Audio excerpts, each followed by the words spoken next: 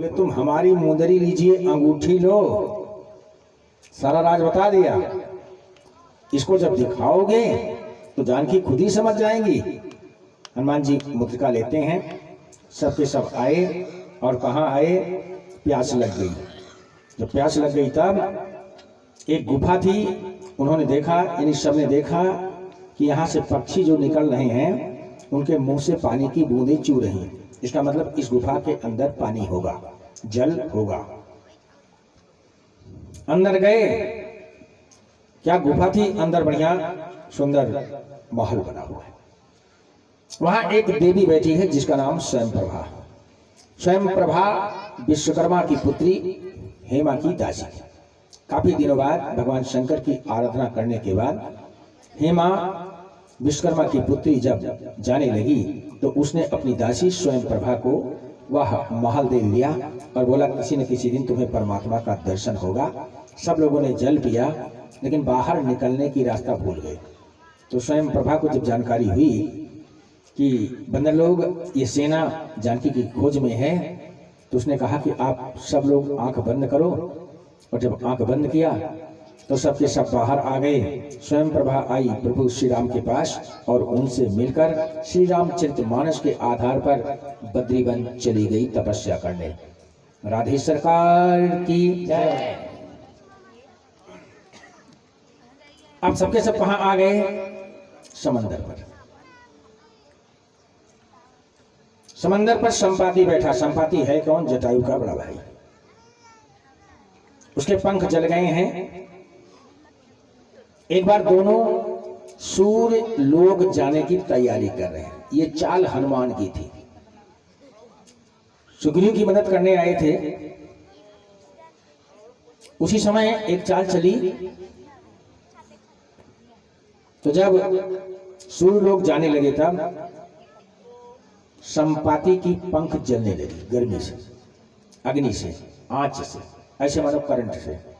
तो जहां वो गिरा वहां एक आश्रम था, चंद्रमा नाम के एक संत रहते थे। तो बड़ा अन्न भी नहीं किया, तो बोले तुम्हारे पंख तब निकलेंगे जब राम भक्तों के दर्शन होंगे। संपाति कहाँ है, समुद्र के किनारे। और जब देखा कि इतने बंदर, बोले वाह वाह, मैं उड़ नहीं सकता था, आज इतने बंदर मिले हैं, आज भर पेट आहार हो जाएगा। तो सबके सब डर गए कि अगर सीता की खबर नहीं पता पाते तो सुग्रीव मार डालेंगे, और यहाँ पे पहले ही मार डालेगा।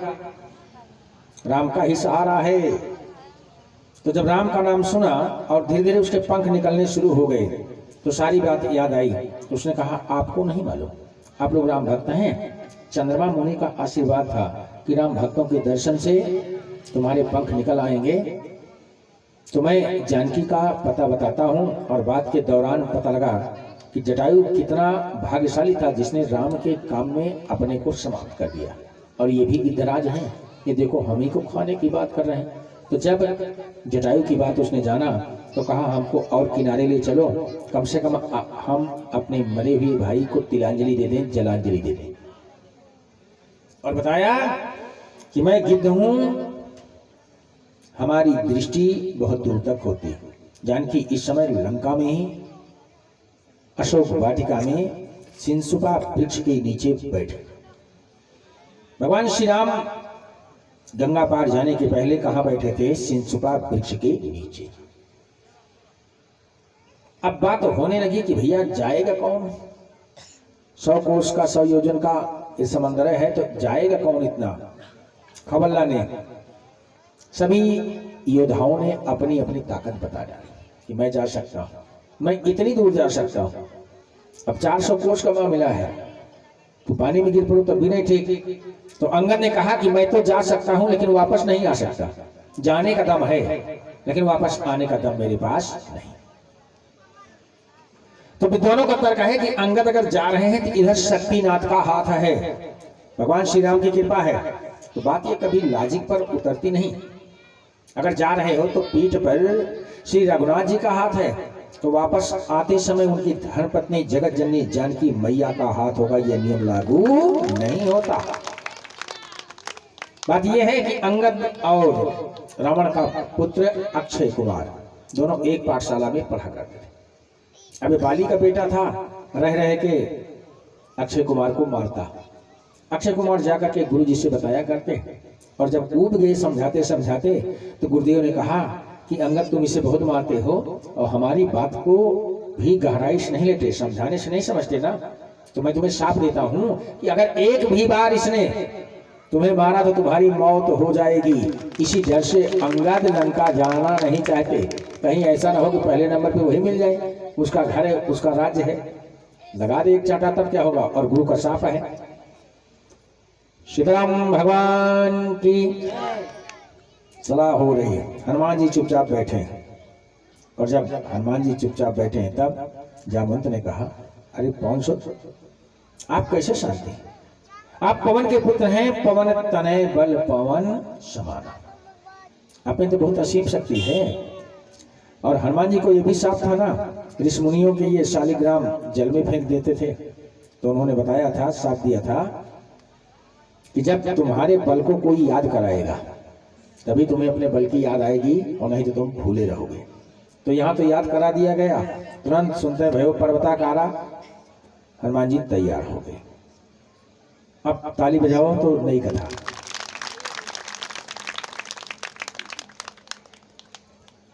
उड़ने के लिए जगह चाहिए, हेलीकॉप्टर, हवाई जहाज, तब जब तक रनवे पे दौड़ता नहीं तब तक वो भी नहीं उड़ सकती। तो हनुमान जी एक पर्वत से छलांग लगाते हैं। गोस्वामी जी ने क्या लिखा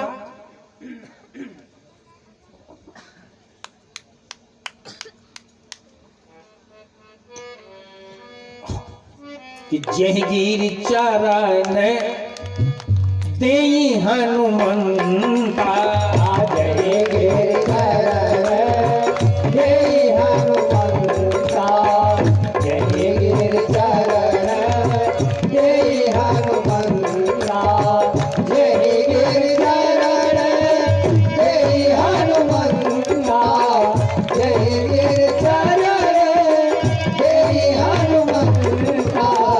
तो क्या हुआ? जिस पर्वत पर हनुमान जी चरण रखते हैं तो क्या हुआ? चले उसका पाताल तुरंता, चले उसका पाताल तुरंता, चले उसका पाताल तुरंता। बात रहस्यमय है। बहुत से पत्थर पर गए होंगे तो और तो नहीं गया। यही क्यों चला गया पाताल में? बात उस समय की है जब राजा बलि के यहां यज्ञ हो रही थी और भगवान भगवान बामन अंगुलकर बनकर गए और भिक्षा मांगा। क्या मांगे थे? 3 पग जमीन। बाली ने कहा, क्या हमारा नाम खराब करते हो? अरे कुछ इतना मांगते कि जिंदगी में तुम्हें दोबारा मांगने की जरूरत ना पड़ती। भगवान बोले कि इतने हमारे लिए काफी है। कथा मशहूर है, अंत में परमात्मा ने सारा लोक नाप लिया। और जब राजा बलि को मालूम हुआ कि नारायण इस रूप में आए हैं 52 अंगुल के बन के, तो उसने कहा, दर्शन हो गया, मैं तुम्हें सब कुछ दान कर दे रहा हूं। तो राजा बलि का एक बेटा था जिसका नाम था जय। जय बेटे ने कहा कि तुम इस ब्रह्मचारी को सब कुछ दे रहे हो, बाबा को सब कुछ दे रहे हो, तो हम क्या करेंगे? कुछ हमारे लिए बचाओ। तो जब इस बात को कहा तो राजा बल ने कहा कि तुम धर्म के काम में बाधा डालते हो, अच्छे काम में रुकावट डालते हो, दान पुण्य में झंझट करते हो। अरे मैं तुम्हें साफ देता हूं कि तुम अब पर्वत बनोगे। क्या बनोगे? पर्वत बनोगे। तो बोला, फिर पिताजी हमारा उद्धार कब होगा? सतयुग का साफ उद्धार हो रहा है त्रेता में। बोले, जब परमात्मा राम के रूप में अवतार लेंगे और उनकी धर्मपत्नी का अपहरण होगा, हनुमान जानकी की खोज के लिए जाएंगे और जब तुम्हारे ऊपर अपना चरण रखेंगे तब तुम दोबारा अपने लोक चले आओ। इसलिए वो पर्वत कहाँ चला गया? पाताल में। राजा बल को बाद में राज कहाँ का मिला? पाताल का। चल पड़े।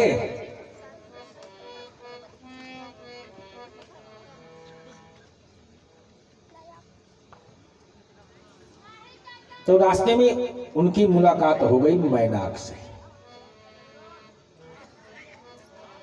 प्रण करके चले थे कि हम कहीं विश्राम नहीं करेंगे। और जब मैनाक ने जाना कि भगवान के दूत जा रहे हैं तो हम भी थोड़ी मदद करते हैं। पर्वत में छिपा है, अरे पानी में छिपा है, ऊपर आ गया, थोड़ा विश्राम कर लो तब जाओ। हनुमान ने कहा राम काज की नहीं बिन मोह कहाँ विश्राम। बोले हमको स्पर्श कर लीजिए, हमारा उद्धार हो जाएगा। तो मैनाक की कथा तो गोस्वामी जी छिपाते हैं, लेकिन कथा आती है कि एक बार की बात, मैनाक है कौन? पार्वती का भाई। पार्वती के मायके में एक बार लंका से कुछ राक्षस आ गए।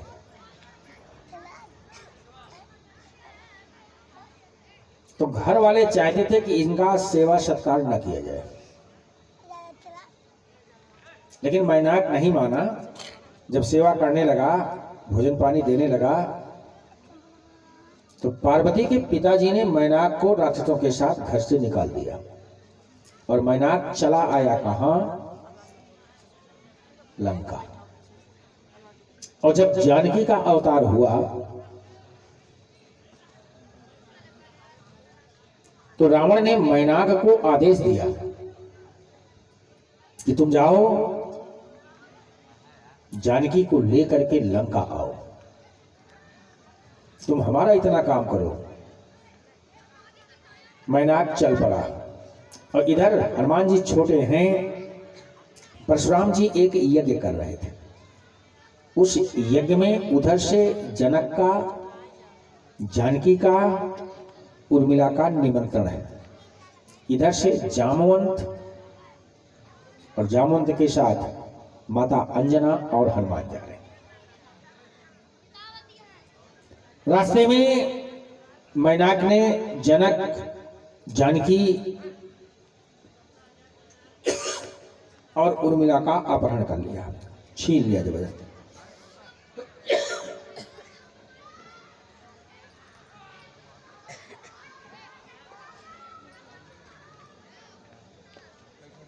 हनुमान जी ने माता अंजना और जामवंत को एक जगह रोक दिया।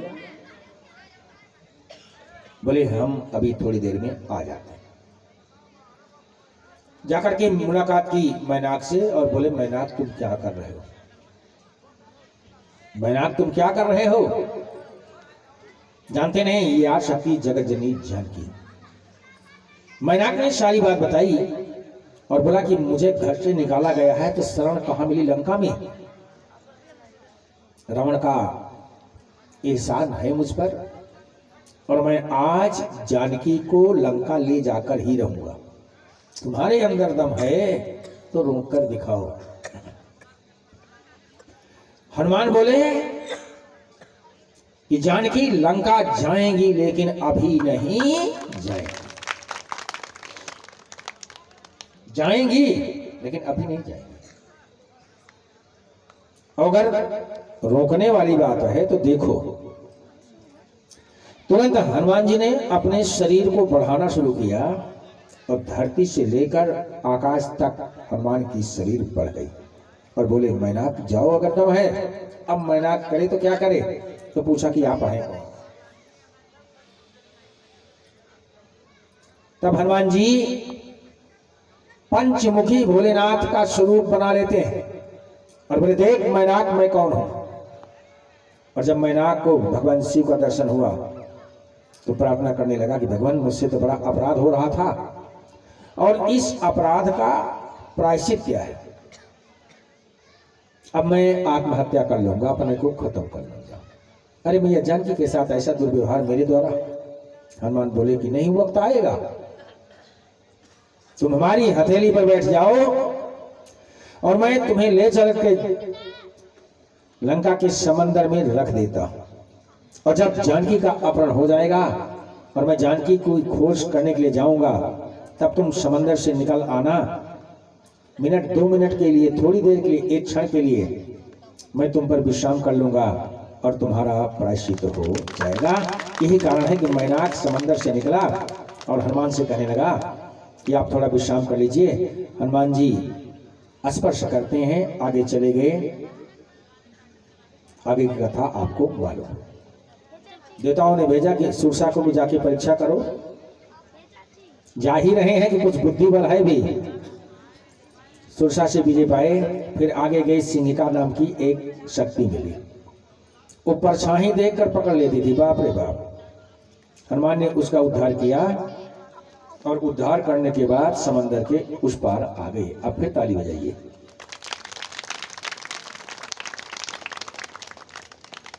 भगवान भोलेनाथ मैया पार्वती को बता रहे हैं कि आगे जाने पर हनुमान क्या करते हैं। ये देखा, एक बहुत बड़ा पर्वत।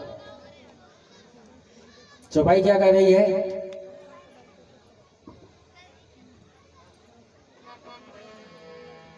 कि शैल विशाल, छोटा नहीं, शैल विशाल देखी एक आगे। शैल विशाल देखी एक आगे।